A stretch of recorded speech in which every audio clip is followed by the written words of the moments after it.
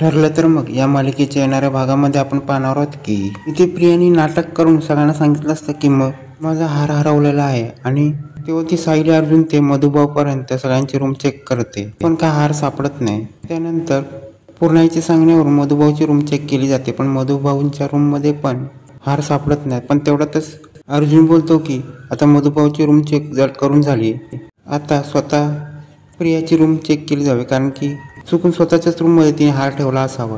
पण प्रियाला हे कळते तेव्हा प्रिया नाटक करायला लागते। प्रिया बोलते माझं डोकं दुखतंय, जरा गोळ्या घेऊन या, कारण की हाराच्या बदली तिचं सायलीचं गाठोडे न मिळो। जेव्हा अर्जुन डोकेदुखीच्या गोळ्या आणायला जातो तेव्हा प्रिया ते गाठोडे दुसऱ्या केलेल्या जागेमध्ये ते गाठोडे ठेवते।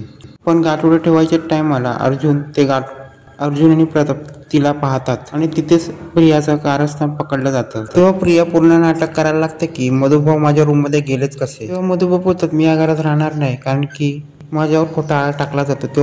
तेव्हा अर्जुन मधुभाऊंना बोलतो तुम्ही निर्दोष सुटल्याशिवाय या घरातून जाऊ शकत नाही आणि काही करून माझ्या सासऱ्याला मी दोषी ठरवून हे घडवू शकत नाही। तेव्हा प्रिया बोलते मी मधुकरांचा व्हिडिओ बनवला होता। तेव्हा सायली अर्जुन तो व्हिडिओ पाहतात पण व्हिडिओमध्ये मधुभाऊंच्या हातात हारच दिसत नाही। तेव्हा अर्जुन आणि सायली बोलते जेव्हा मधुभाऊ ते घरात कपाटात काहीतरी शोधत होते पण त्यांच्या हातात हार नव्हता, मग कशावरून त्यांनी हाराची चोरी केली। पूर्णाई बोलते काय पण होऊ दे, ह्या म्हाताऱ्याला घरातून काढून टाका, ज्या पण गोष्टी होतात त्या म्हाताऱ्यामुळे होत आहेत आणि काय झालं तरी हा म्हातारा इथे थांबणार नाही म्हणजे नाही। तेव्हा कल्पना ही पूर्णाईच्या सपोर्ट मध्ये असते। तेव्हा सायली रडते आणि बोलते जे पण आरोप करायचे ते माझ्यावर करा, तुम्ही मधुभाऊंवर करू नका। तेव्हा प्रिया बोलते मधुभाऊ सारखा चोर आपल्या इथे राहिला तर सगळ्या वस्तू आपल्या घरातल्या गायब होतील आणि आपल्याला काय ते कळणारच नाही, त्यामुळे या घरात या चोराला हकलपट्टी केलेलीच चांगली आहे। तेव्हा अर्जुन बोलतो तुम्ही चोर करता पण चोर कोण आहे तो समजून घ्या ना।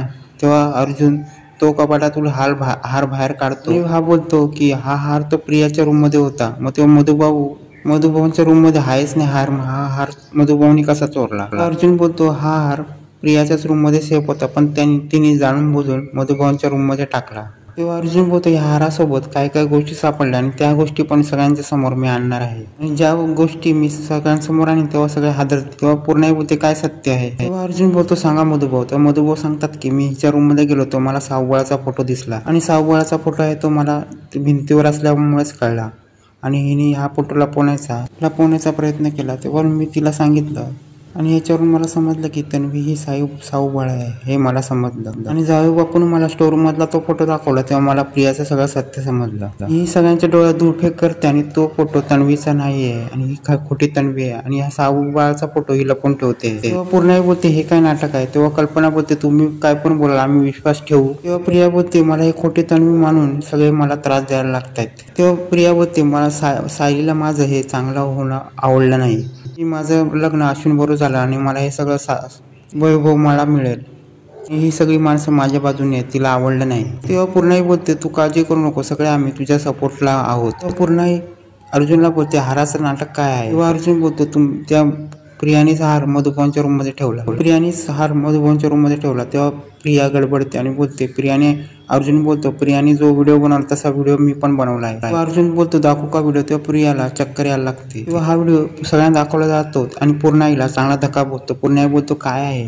पूर्णाई बोलते काय आहे प्रिया। तेव्हा अर्जुन बोलतो हार तर हिनेच लपवला आणि ह्या ज्या गोष्टी घडल्यात त्या चुकीच्या त्या तुम्हाला कळल्यात। तेव्हा मधुभाऊ बोलतो ही तन्वी नाही तुमची फसवणूक करते। तेव्हा मधुभाऊ बोलतो हे मी सत्य जावई बापूंना सांगितलं। तेव्हा जावई बापूने आश्रमातून बरेचसे डॉक्युमेंट घेऊन आलेत आणि ते पेपर सगळे तुमच्या समोर सादर केले जाते आणि असे बोलत मधुभाऊ ते पेपर सादर करतात आणि एक करत मधुभाऊ सगळे पेपर सादर करतात। त्यामधले पहिला पेपर असतो आणि प्रियाचा असतो आणि प्रियाला ज्यावेळी आश्रमात आले असते तिला 2 गुंडांनी पकडलेलं असतं, 2 गुंडांनी तिला चोरलेलं असतं आणि ते गुंड मधुभाऊंच्या इथे त्या प्रियाला टाकतात, अशी ह्या प्रियाची स्टोरी असते। आणि हा बघा प्रियाचा फोटो आणि तिच्या सोबत असलेलं हे सगळं सामान आणि हा खरा आहे हा साऊबाळाचा फोटो। आणि तेव्हा प्रिया बोलते हे सगळं खोटं आहे। तेव्हा मधुभाऊ बोलतात हा फोटो आणि हा फोटो मागचा 22 वर्षापूर्वीचा स्टॅम्प हे सगळं खोटं आहे काय। तेव्हा हे सगळं खोटं आहे काय। तेव्हा पूर्णाई गडबडते आणि मधुभाऊ बोलतात मी ज्यावेळी हिच्या रूम मध्ये गेलो त्यावेळी मला गाठोडे सापडले आणि गाठोडे ते होते ते सायलीचे आणि ज्यावेळी हे गाठोडे मला सापडले त्यावेळी मी हे गाठोडे माझ्या जावईला दाखवलं। तेव्हा अर्जुन बोलला हे तन्वीच्या गोष्टी आहेत। तेव्हा मधुभाऊला नाही हे सगळं आश्रमातील रजिस्टर आणि मी जेव्हा रजिस्टर दाखवतो त्यामध्ये हे भावलं फोटो आणि फ्रॉक त्याच्यावरून हे सगळं सायलीचं होतं आणि प्रियाच्या नावावर नोंद केलेल्या गोष्टी या सगळ्या दुसऱ्या आहेत. तेव्हा सायली बोलायला लागते, हे काय आहे, मी माझ्या लहानपणीचा फोटो मी कधीच पाहिला नव्हता. तेव्हा मधुभाऊ सांगायला लागतात की काल आम्ही आश्रमात गेलो तेव्हा सगळ्या ह्या गोष्टी आम्हाला सापडल्या. सगळ्या आम्ही आश्रमातल्या गोष्टी आणल्या आणि तेव्हा आम्हाला कळलं की ही प्रिया सगळ्या खोटारडी प्रिया आहे. आणि खरं बघायला गेलो तर प्रिया ही तन्वी आहेच नाही आहे. प्रिया ही खोटी तन्वी बनून या घरामध्ये आलेली आहे आणि ही सगळं या घरामध्ये या घराची इस्टेट ती बळकवायला आलेली आहे आणि ही खोटी तन्वी म्हणून या घरात राहते आणि तिला मधुभाऊ नको हवेत या घरात. मधुभाऊ नको हवेत म्हणून ती मधुभाऊने या घरातून काढण्यासाठी हे सगळं नाटक करत आहे. मधुभाऊंवर चोरीचा आळ यावा आणि मधुभाऊने या घरातून काढले जावे म्हणून हिने मधुभाऊंच्या रूम मध्ये हा हार टाकला. हे ऐकून सगळ्यांना आता गडबडतात आणि सगळ्यांना धक्का बसतो. तेव्हा पूर्णाई बोलते, नालायक तन्वी, हे सगळं तू केलंस आणि आम्हाला कळलं नाही आणि हे खोटे. तेव्हा प्रिया बोलते, मी हे काय केलं नाही. तेव्हा पूर्णाई अर्जुन आणि सायलीला हात जोडताना बोलते, मला माफ करा, हे सगळे पुरावे आता रविराजांच्या समोर आणले पाहिजे आणि प्रियाने जेवढे पण कारस्थान केले हे सगळ्यांसमोर आलेले पाहिजे. पूर्णाई मधुभाऊंना बोलते, मला माफ करा, मी तुमच्यावर सायलीवर कित्येक दिवस झाले, कित्येक वर्ष मी तुमच्यावर आळ घेतला आणि तो पण चोरीचा. पूर्णाई बोलते, जेवढे पण तुम्ही आता सगळे पुरावे दाखवतात त्याच्यावरून समजतं की हे सायली ही खरी तन्वी आहे आणि ही प्रिया ही खोटी तन्वी आहे आणि ही प्रिया ही खोटी तन्वी आहे, मग खरी तन्वी सायली आहे.